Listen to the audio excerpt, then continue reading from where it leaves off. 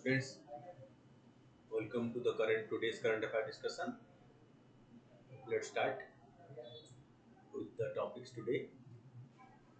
Before going to the MCQ, the first topic that we are taking today is on the Nagorno-Karabakh conflict between Azerbaijan and Armenia.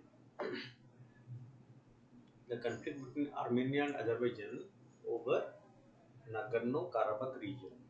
So the conflict between Armenia and Azerbaijan, and this conflict is over the place called Nagorno-Karabakh enclave, the center of three major wars and multiple class of decades.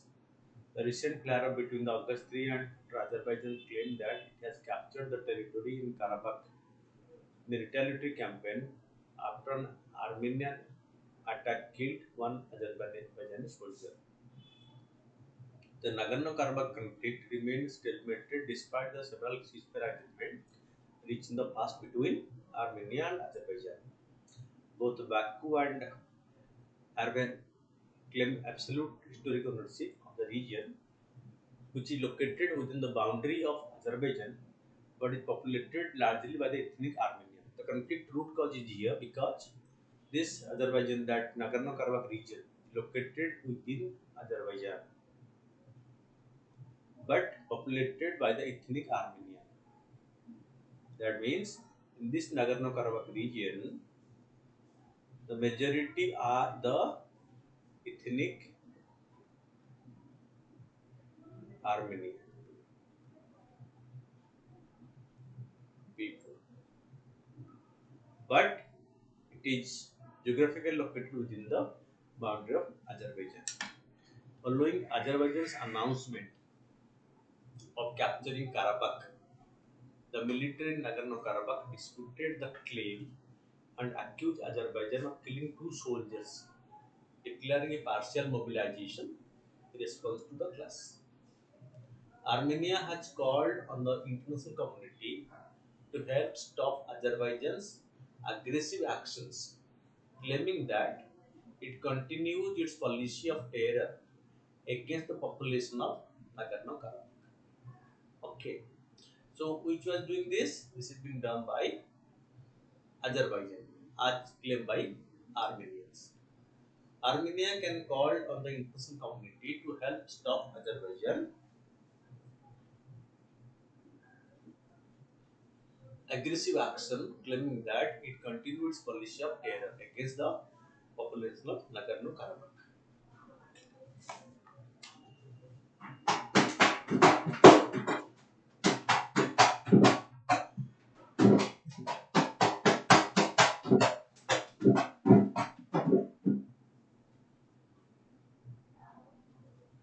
Hi.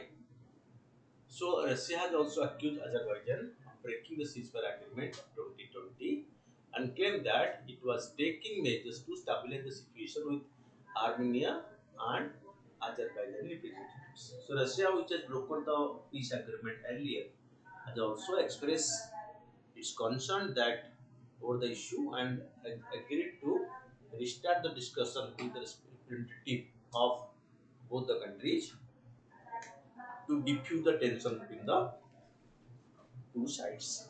Fine. So let's know a little more about the issue. But this in reality is the 9-point agreement. So what the agreement was? The 9 point. So that 2020 agreement. What does that agreement implies? At the content of the agreement, the 9-point agreement on November 10th, 2020, was signed by Armenian Prime Minister Nikol Pashinyan and Azerbaijani President Ilham Aliyev and Russian President Vladimir Putin. It is a tripartite agreement brokered or mediated by the Russian.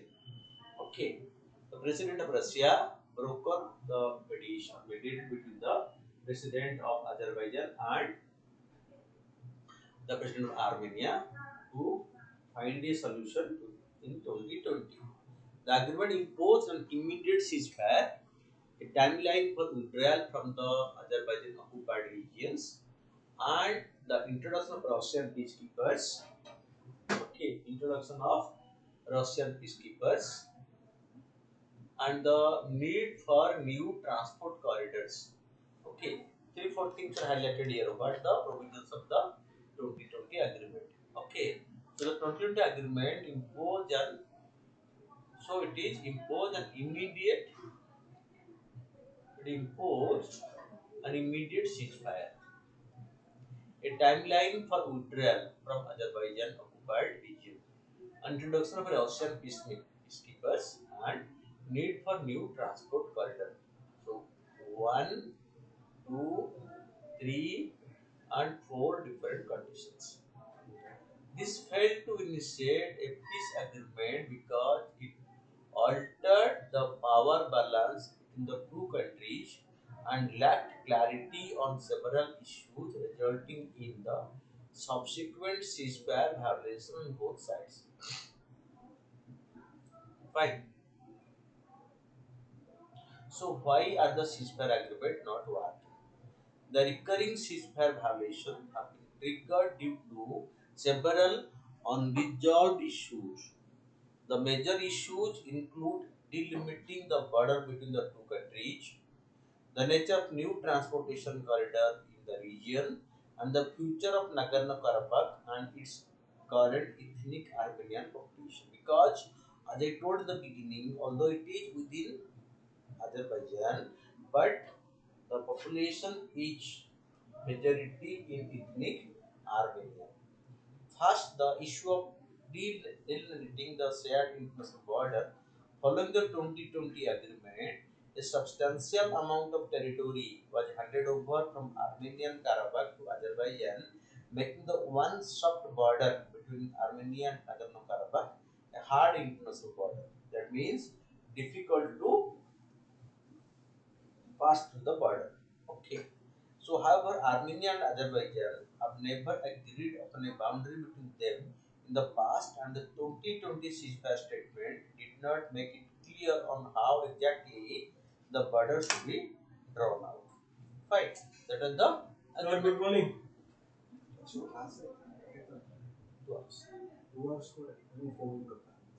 Okay. That was the issue between Armenia and Azerbaijan. Fine. Second, the dispute over transport routes, the overland route that goes from Stepanakert, a city within the Nagorno-Karabakh region, to Armenia has become an issue between the two countries. In 2020, the agreement stated that the parties should build an alternative road within 3 years, after which the Russian peacekeepers deployed along the current route would relocate to the new one. Fine, as was the 2020 agreement. Presently, there is only one road, which is the Lachin corridor, which runs past the outpost through Azerbaijan's mountainous Lachin region to Susa. The Azerbaijani forces retook in 2021. The construction of the road would allow Azerbaijan to take back control of Lachin city and surrounding area. However, Azerbaijan accused Armenia of stalling operations of laying its several kilometer sections of the new road because Azerbaijan complained that Armenia is not cooperating in the construction of this particular section of the road that is falling within its territory. Third, the difference over the status of Nagorno-Karabakh, the ethnic Armenian enclave of Nagorno-Karabakh, which is also known as the Republic of Aztec, has expressed frustration over Armenia's willingness to make concession to Azerbaijan as part of a larger prospective peace settlement. Because in the larger peace, so it is alleged by the people who are ethnically Armenian that Armenia is surrendering to Azerbaijan so for larger interest, which is not good overall. Okay, in where their ethnic interest is not given that importance. Fine. Uh, uh, Okay. While Armenia supports the aspiration of the independence of Nagorno-Karabakh, Azerbaijan seeks to preserve its national and territorial integrity. Fine. That is the another cause of the dispute. Then, after 2020 agreement, point 1 claims that the parties to the conflict must stop in their current position, while point 4 states that the Russian peacekeeping forces will be deployed concurrently with the withdrawal of the Armenian troops. However, the two sides interpret these points differently, with Armenia stating that the first point allowed them to keep their forces in Karabakh and that they have complied with the fourth point by withdrawing armed forces from the seven Azerbaijan districts around Karabakh. Conversely, according to Azerbaijan, Armenian forces would have withdrawn from the Karabakh as soon as Russians were deployed on the ground, arguing that the forces is illegal and has used the Russian peacekeepers to disarm it. So there is allegation against the Russian forces as if they are being used to disarm the okay. So Armenian forces. Okay. So fourthly, the dispute over the exchange of prisoners. According to 8 points, the two sides were to exchange prisoners of war, hostages, and other detained persons and dead bodies. While there have been a series of prisoners exchanged in the last 2 years, the Azerbaijan side still has many captives, while Armenia has just a few. That means there is no comprehensive prisoners exchange been done over the periods and which has been done in a very casual manner. Fine.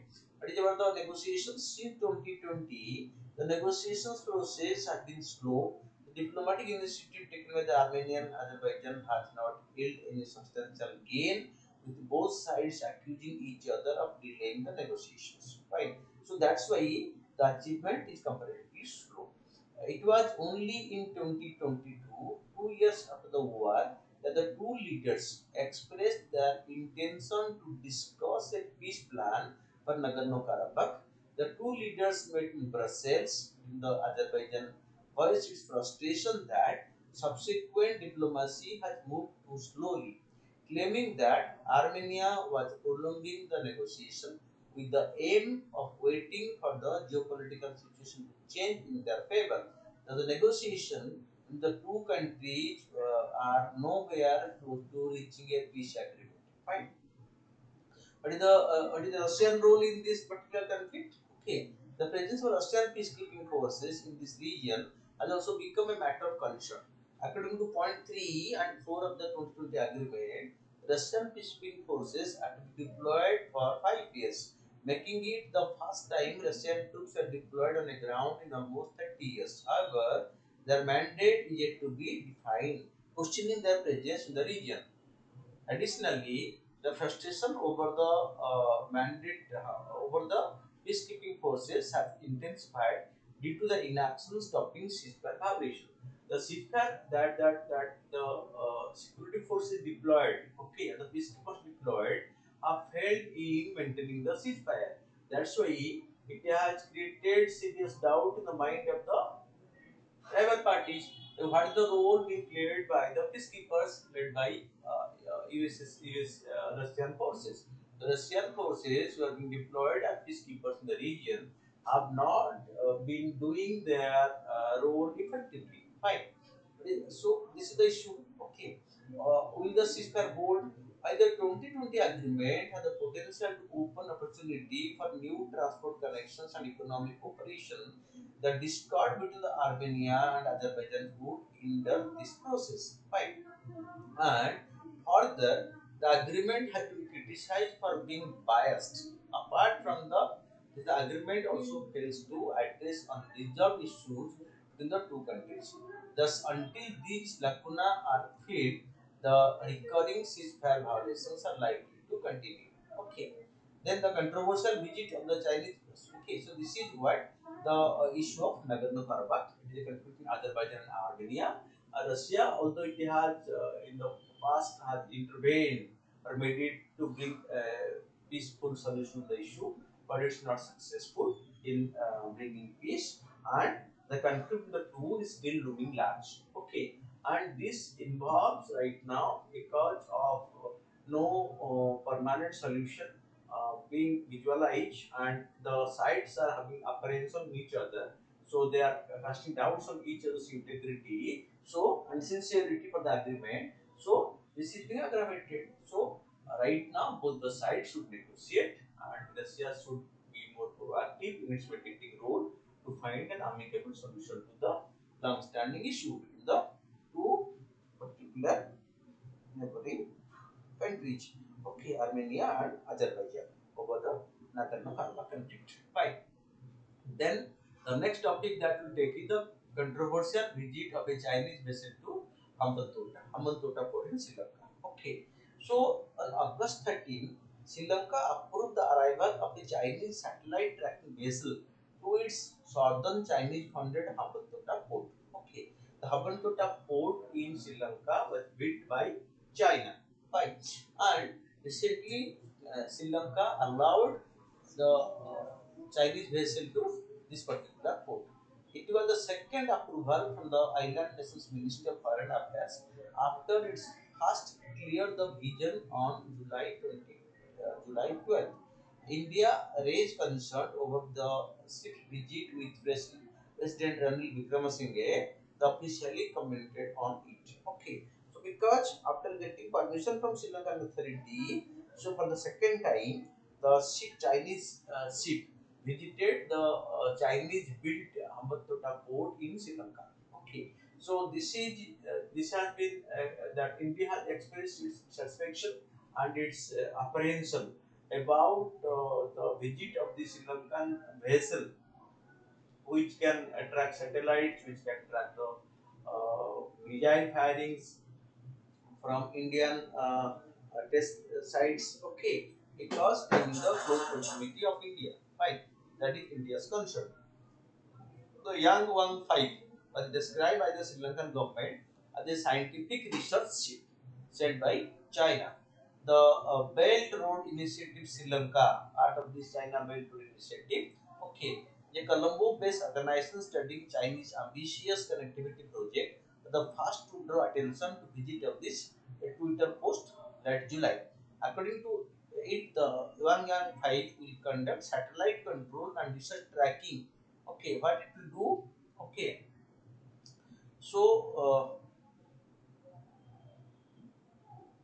okay, so what this do? This is this particular board. Okay, so this will use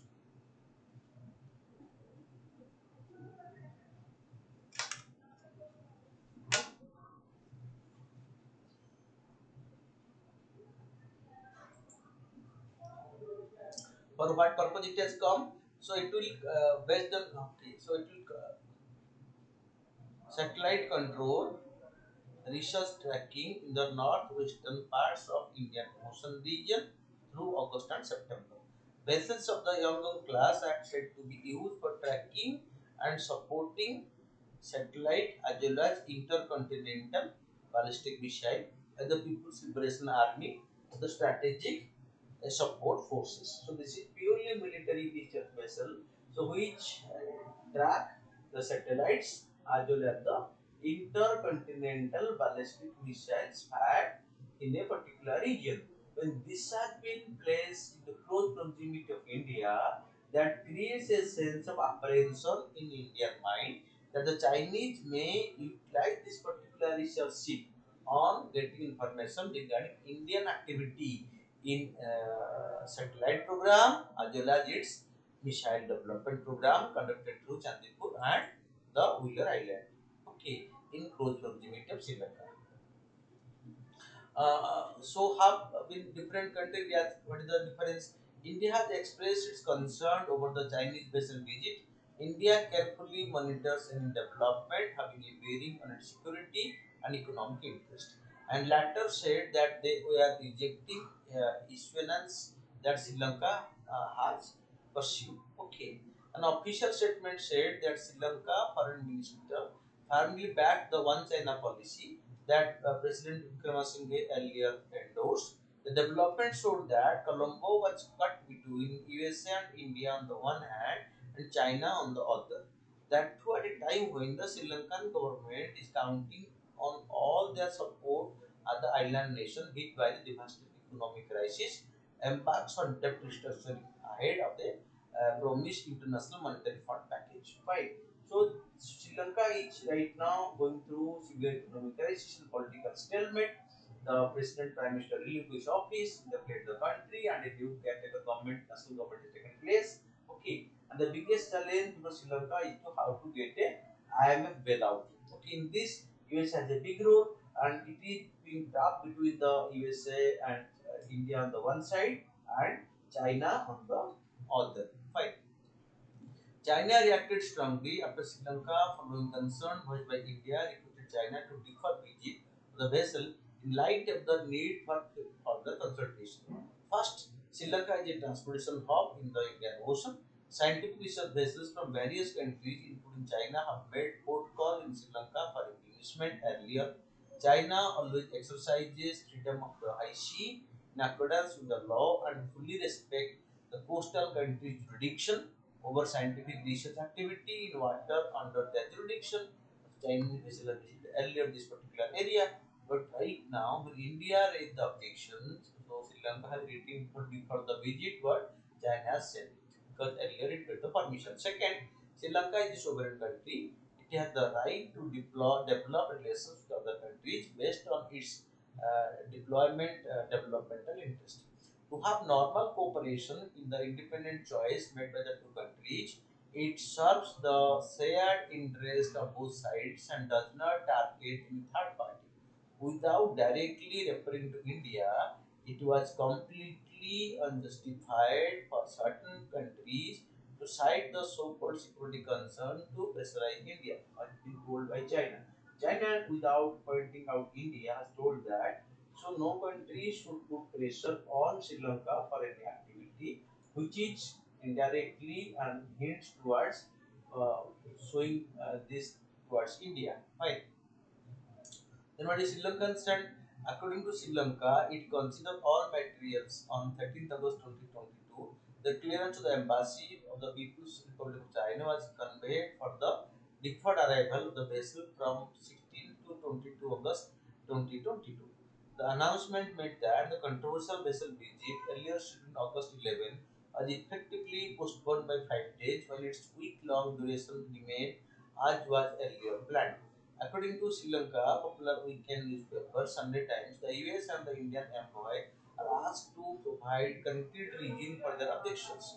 Not satisfied with the reason being sufficient to refuse entry to the Chinese vessel, Sri Lankan government decided to inform the Chinese embassy in Colombo to inform the ship to continue its journey to Hambantota. So because the reasons cited by India and Sri Lanka were not taken as that important by Sri Lanka. So Sri Lanka allowed the ship to come and dock at India because the Chinese ship may go continue its espionage activity, staying very close proximity to India. Fine. Then India's own Hatijar gun, ATAGS. Okay. So used in 21 gun salute on 15th August. In a fast and indigenously developed Hatijar gun, ATAG became part of the 21 gun salute during the Independence Day ceremony at the Red Fort on Monday. Developed by the DRDO, the Advanced Tau Artillery Gun System (ATAGS), which is abbreviated as the Advanced Towed Artillery Gun System, was used alongside the traditional British origin 25 pounders artillery guns. Prime Minister also referred to the gun while speaking about the Atmanirbhar Bharat initiative of the center during the Independence Day speech.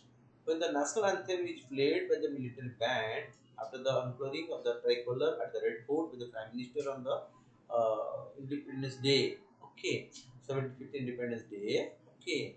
So a 21 volley gun salute is fired by the ceremonial battery from an artillery regiment. The tradition of the gun salute originates from the ocean navies, where guns from the forts and those from the incoming ship used to be fired in a particular manner to convey that they were no belligerent intention. This tradition was carried forward as a way of paying respect or for according official welcome to the crown, royals, military commanders, and heads of the states. And after independence, India inherited the tradition from the British rulers who had gun salutes comprising 101 volley, 31 volley, 21 volleys, and so on, depending upon the hierarchy. In India, the artillery gun salute are fired on the Republic Day, on Independence Day, and also at the time of taking oath ceremony of the President, among other occasions. Over the years, the 21 gun salute, which was blank, was fired by the World War era voltiger of the British make known as the Ordnance Quick Fire 25 pounders, or just the 25 pounder guns. Inclusion of ATAGS in 2022, two advanced tow artillery gun system. British joined the battery that fired along the other 25 pounders. The ATAGS is an indigenously 155 mm into 52 caliber artillery guns developed by the DRDO, okay, which is Pune-based facility, armament research and development establishment being the nodal agency. Outager are an umbrella term for a category of long-range artillery guns.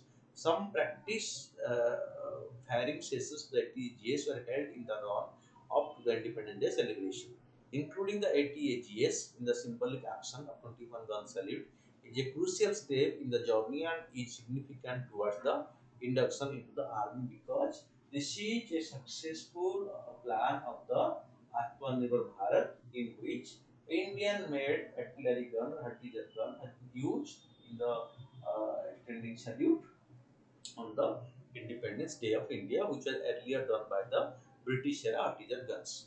Okay. The development of ATAGS. The ATAGS project was started in 2013 by DRDO to replace old guns in service in the Indian Army with a modern 155 mm artillery gun with ARDE at the nodal laboratory. Okay. Armament Research Development Establishment. Okay. Other DRDO facilities that join the development efforts are Instrument Research and Development Establishment, Vehicle Research and Development Establishment, Proof and Experimental Establishment, Center for Artificial Intelligence and Robotics, Defense Electronic Application Laboratory. The DEARDE has collaborated with Bharat Forge Limited and Tata Advanced System Limited for manufacturing of this specialized gun system. After research, this has been developed by the Tata and the Bharat Forge Limited.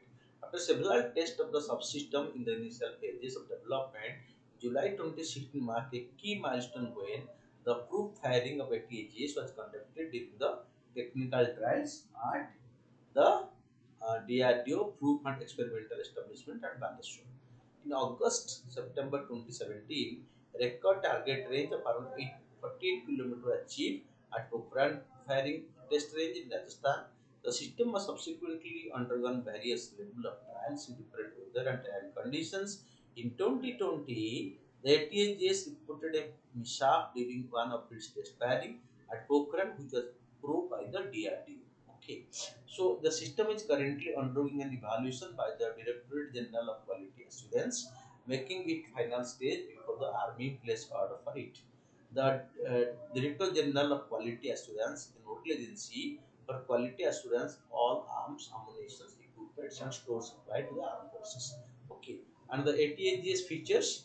The armament system of ATAGS mainly comprise barrel, breech mechanism, okay, muzzle brake, and recoil mechanism to fire one 55 mm caliber ammunitions held by army with long range accuracy and precision and provide greater firepower.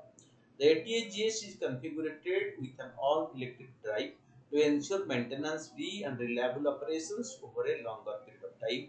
It has advanced features in terms of high mobility, quick deployability, auxiliary power mode, advanced communication system, automatic command and control system with night firing capability in the direct fire mode.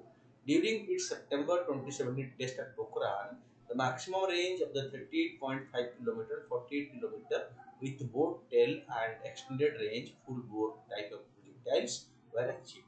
These are the at least 25% more than the range achieved by the contemporary gun system. That means the Indian artillery developed by DRDO each of the same caliber and same capability like their contemporary, presently being with other countries of the world.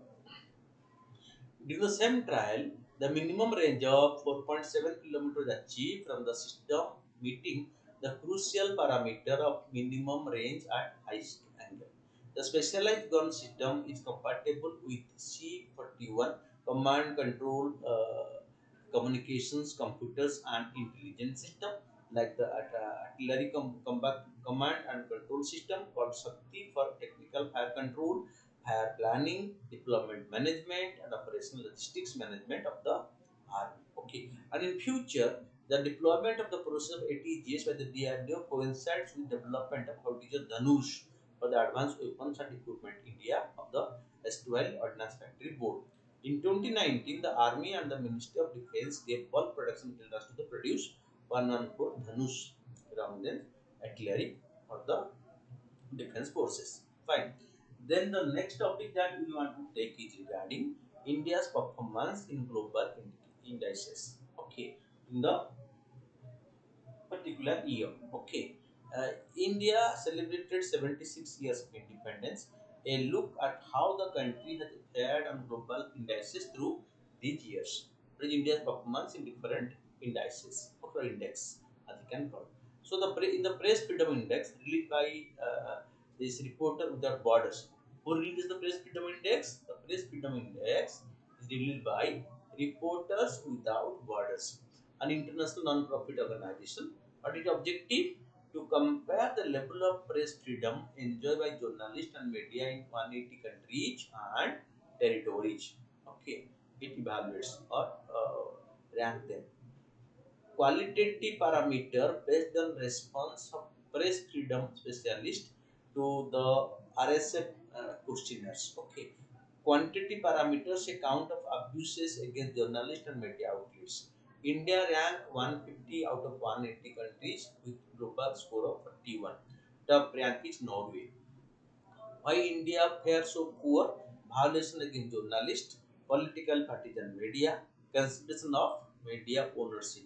Okay, and the reason for India's low performance in that Press Freedom Index, where it is placed at 150 out of 180 countries. So very poor, 150 out of 180. This is India's rank. Means so India was from 1 to 150 out of 180 country. So below 150 rank India is. Then second is the Environmental Performance Index. Okay, EPI 2022. Released by the EPI, the EPI is published every 2 years by the research from LA and Columbia University. They publish this environmental performance report. Okay, every year.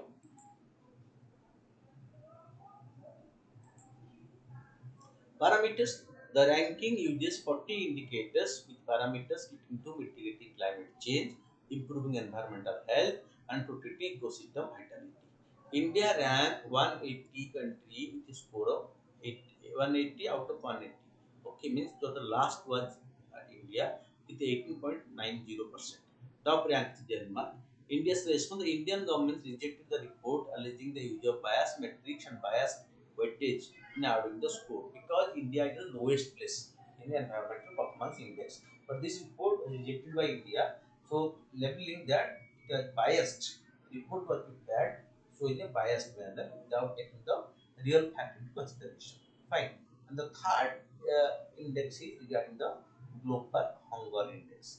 Released by the global, so it is an annual publication prepared by the NGO concerned worldwide and wealth hunger life. Okay, okay, wealth hunger life foundation. Okay, so two agencies are involved. One is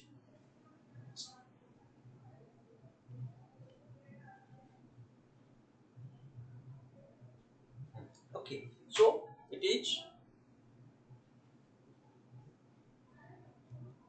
okay, so it is the concerned worldwide and the wealth hunger life.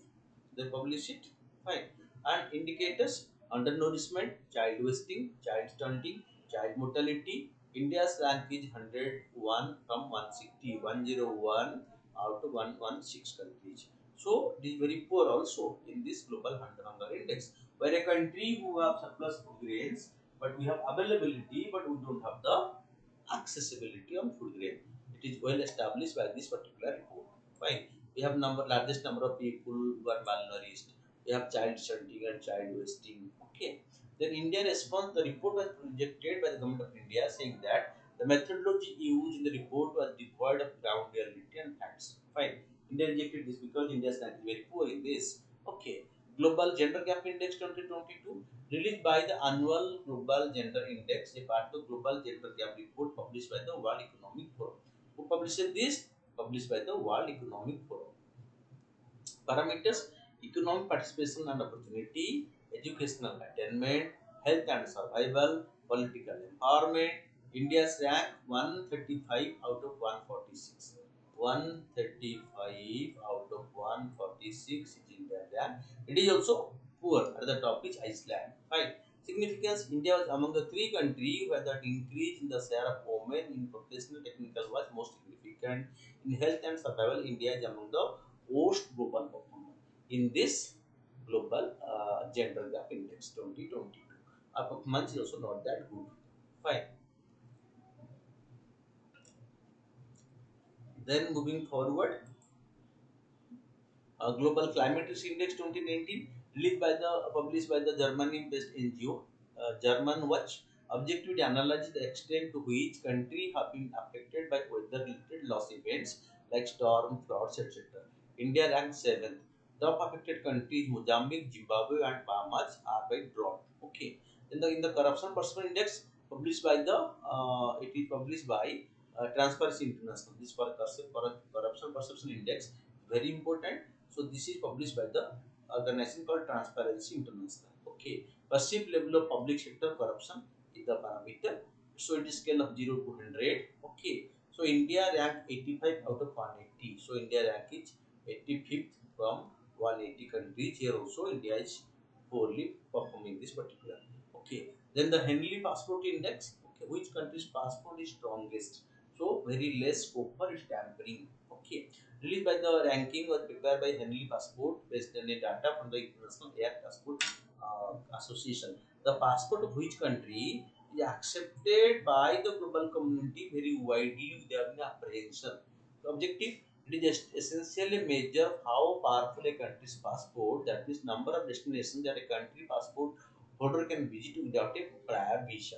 So with that, okay, passport issued by the national government, but the passport is so honestly issued and so open, transparent guidelines are followed that just based on the passport, another country allow the citizen from that country to enter its territory without asking for the visa. Okay, this shows the strength of the particular passport issued by a country. Fine. So this India rank 87. Okay, Indian passport holders access 60 visa-free destinations. Okay, only 60 visa-free destinations Indian passport can access. Where Japan rank at the top with 193 visa-free destinations accessible to the Japanese passport holders. Japanese passport holders can access 193 visa-free destinations. So whereas only India can access only 60 visa-free destinations. Okay. Then NDC, National Determined Contributions. So this is the issue at the Paris Climate Conference.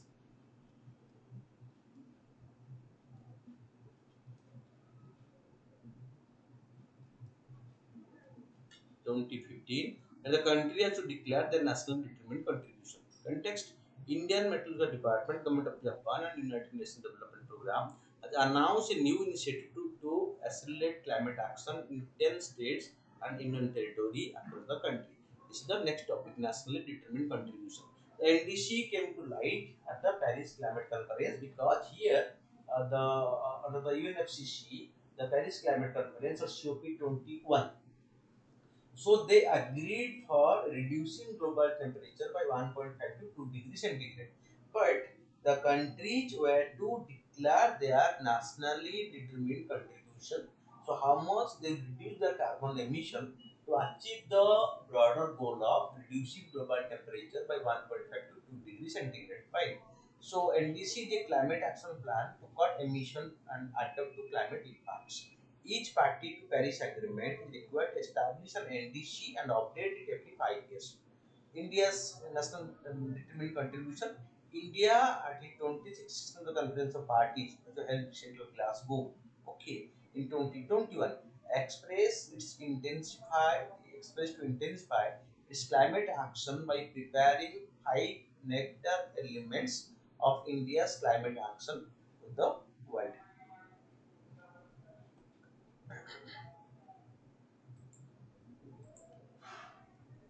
The update to India's existing NDC translate the Panchamrit announced at the COP26 to enhance climate target.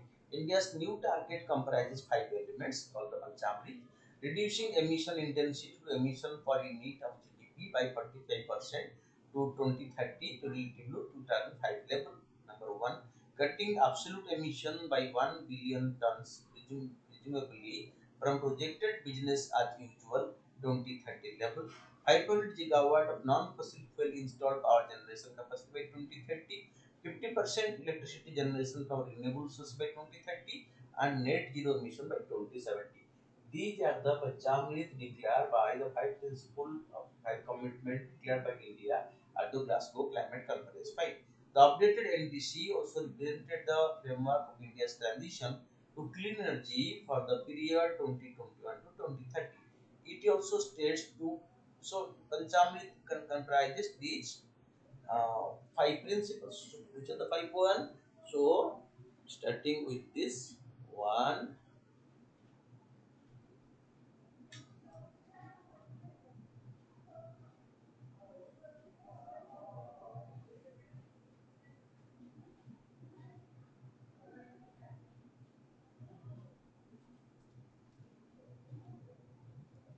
okay, this is one, two, the third, the fourth, the fifth. Panchamrit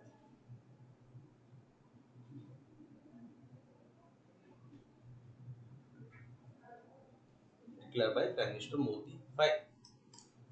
It also started to put forward the further propagate a healthy and sustainable way of living based on traditions and value of conservation and modernization, including to a mass movement for lifestyle of environment as a key to combating climate change.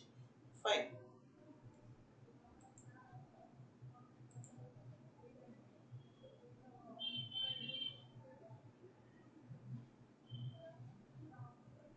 Joint IMD UNDP initiative. The joint initiative will support NDC to achieve net zero emission and ensure climate resilient development. It will be rolled out in partnership with the IMD at the Ministry of Earth Science and the Ministry of New and Renewable Energy. The initiative envisages the creation of green job and green entrepreneurship in sectors like renewable energy by providing skilling and training. The project will be rolled out in Bihar, Delhi NCR, Gujarat, Jharkhand, Madhya Pradesh, Maharashtra, Odisha, Sikkim, Uttarakhand, Uttar Pradesh during 2020 to 23. IMD support the project activity in district of Uttarakhand in Uttarakhand and cancelling and soaring in Sikkim and climate forest and weather advisories. Japan has extended 5.16 million to climate grant to UNDP India for the project.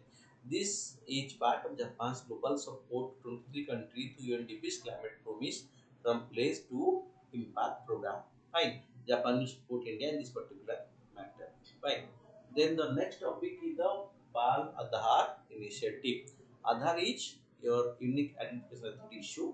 So, identity card to the individual Indian citizens with biometric informations. Okay. Under Bal Aadhaar initiative, Bal Aadhaar work as a facilitator in availing several welfare benefits and also work as a okay, works as a digital photo identity for children right from the birth. Children in the age group 0 to 5 years are issued Bal Aadhaar. Collection of biometrics is a key feature of issuing Aadhaar. At the same is required to establish uniqueness based on deduplications of these biometrics. However, for Aadhaar enrollment of children in the age group 0 to 5 years, these biometrics are not collected because the biometrics will change in future. Aadhaar enrollment of children in the age of 0 to 5 years are carried out based on the facial image of the child, the biometric authentication of the parents or guardian, a proof of relationship document, okay, birth certificate is collected at the time of enrollment of Aadhaar. To differentiate the Bal Aadhaar from the normal Aadhaar, it is issued in blue color with a remark that it is valid till the child attains the age of 5 years. And attaining the age of 5 years, the child is requested to furnish his or her biometrics at the Aadhaar Seva Kendra to complete the process called mandatory biometric updates or MBU, because in the age of 0 to 5, its fingerprints or iris mark may underwent a change. So after the age of 5 years, so he has to again update these biometric indicators. The MBU process goes through the duplication process. After completing this process, the child is issued a normal Aadhaar without any change in the Aadhaar number. Enrollment of the child in the age to 0 to 5 group is states in Himachal Pradesh and Haryana has already covered more than 70 from the targeted age group. Registering of children in 0 to 5 age group has also done exceedingly well in several states and Union Territory including Jammu Kashmir, Mizoram, Delhi, Andhra Pradesh, and Lakshadweep. Overall, Aadhaar saturation at present is around 95%. Aadhaar saturation among adult is almost 100%.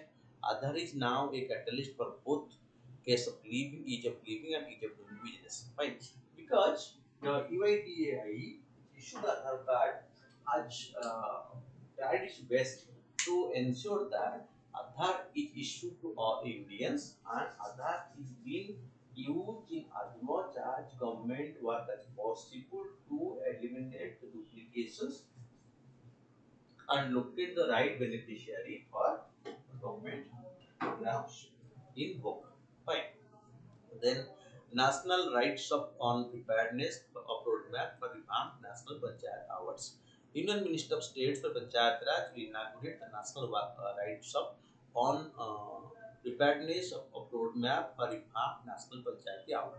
The National Rights Hub will provide orientation on revamped National Panchayat Award application process to states and union officials from line departments who will further percolate it up to Panchayat institutions. Fine.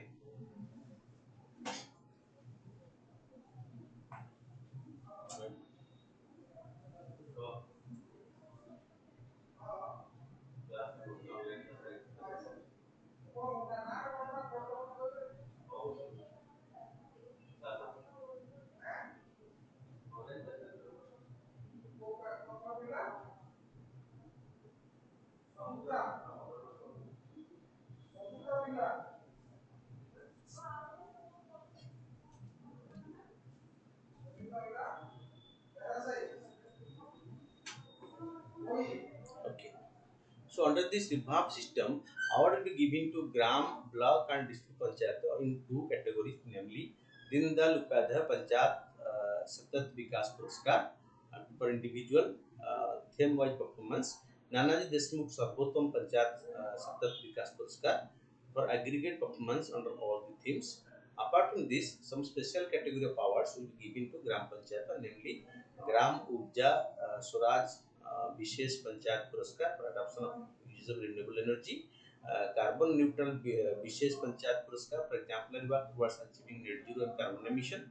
During the 4th 6th July 2022, National Workshop on Preparedness of Roadmap and Draft Plan of Action on location of Sustainable Development Goals in Panchayat institutions was also organized for states and union territories. Minister Panchayat Raj on 7 December 2021 released the report to LDCC through the Panchayat institutions prepared by an expert committee constituted in this ministry. The committee in its report has identified 9 themes aggregating 17 SDG, the Sustainable Development Goals set by the United General Assembly to be achieved by 2030. Fine. So after this, we will go to discuss the MCQs for today. Fine. So let's see what are the MCQs for today. To go by this. Okay. So coming to the MCQs.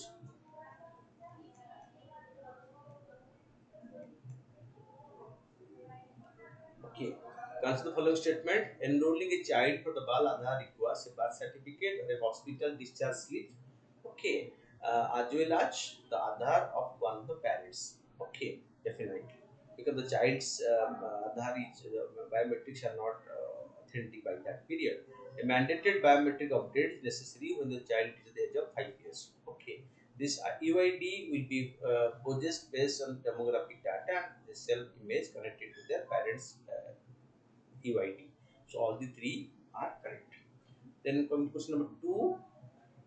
The term intended nationally determined contribution is sometimes seen in the news in the context of plan of action outlined by the countries of the world to combat climate change. Okay, this is the intended nationally determined contribution to be declared by every nation. Okay, so as part of the Paris Climate Agreement 2015. Fine. Then question number three, the conflict over Nagorno-Karabakh recently mentioned in news related to, okay, this is between the conflict in Armenia and Azerbaijan. Although the Nagorno-Karabakh region is within the geographical territory of Azerbaijan, but its composition is ethnic Armenian. That's why the conflict over the two countries over controlling this particular region. According to the following statement, with respect to advanced towed artillery guns (ATAGS) developed by DRDO, this is indigenous developed artillery gun system developed by DRDO along with the Bharat Forge and the Tata Advanced System Limited. It is one the longest cannon in the world with a range of 45 to 48 kilometer range. So all the three are correct. This will join the world's long range gun category. Recently, India gifted the Dornier 228 aircraft to which country? Gifted to Sri Lanka. Okay. National Right Sub program recently seen in news is associated with which the Prime Minister Panchayat Raj regarding the Panchayat Raj reforms. Okay. The border conflict between Armenia and Azerbaijan often mentioned in news with regard to both country. Consider the following statement. Armenia says border with Black Sea, right? Azerbaijan share border with Caspian Sea, wrong. So only option 1 is right. Then coming to question number 8, with reference to global hunger index, the following statement. This is the Vernal report published by UNDP. No, it is not published by the UNDP. The global hunger report. Okay, if you look at the global hunger report, the global hunger report is published by concerned worldwide, not by UNDP. Except undernourishment, other three indicators are calculated only on children under 5 years. Two is right. 115 ship. Okay. Recently in news belong to which country? It is a Chinese ship and it has made a port call to Sri Lanka's Hambantota port for which India has expressed its concern. Then question number 10, Aadhaar database cannot be stored for more than 3 months. Wrong. State cannot enter into any contract with private person for sharing the Aadhaar data. Okay, this is okay. This is cannot enter. Can enter. Aadhaar is mandatory for obtaining insurance product. No. Aadhaar is mandatory for getting benefits from out of the constituted fund of India. This is right. 2 and 4 are right. Answer is B. Then global climate risk index. So global climate risk index. Okay. So global climate risk index is published by the German watch. Okay. So not by UNDP, not by UNDP, not by UNFCC. Okay. It is by the. So this report is published by the organization called German watch.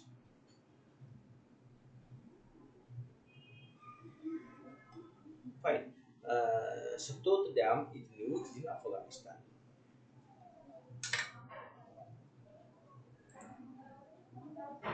Then moving forward, predatory pricing policy is driving competitors out to business. Okay, and institute has been elected UNESCO list of endangered institutions. The Bihar Astronomical Observatory is UNESCO endangered institution. With reference to Shanghai Cooperation Organization, consider the following statement. The Shanghai Cooperation Organization is the permanent international intergovernmental organization. It is right. The head of the state of the SCO meet twice a year and adopt guidelines addition on all important matters. Okay, so this is right. This is wrong. Okay, they don't meet twice a year. Kazakhstan, China, Kyrgyzstan, Russia, and India. No, India was not there. India joined subsequently. India joined in 2009. Okay, so it was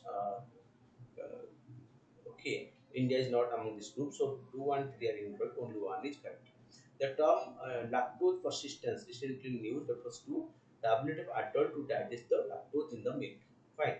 Then extended fund facility is of the International Monetary Fund.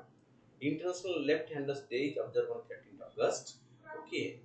Sixth pillar PM Gati Shakti mission. So optimization, synchronization, analytics are all in the Gati Shakti mission. Okay. And Pancha Pran declared Independence Day centenary by 2027 is removing corruption in India, because India is a country where corruption is institutionalized. To remove it, the government of India has a target and has this Pancha Pran concept in giving the Prime Minister to remove corruption from India. Fine. This is for all for you today. So hope that you keep on watching this every day to update yourself. Thank you.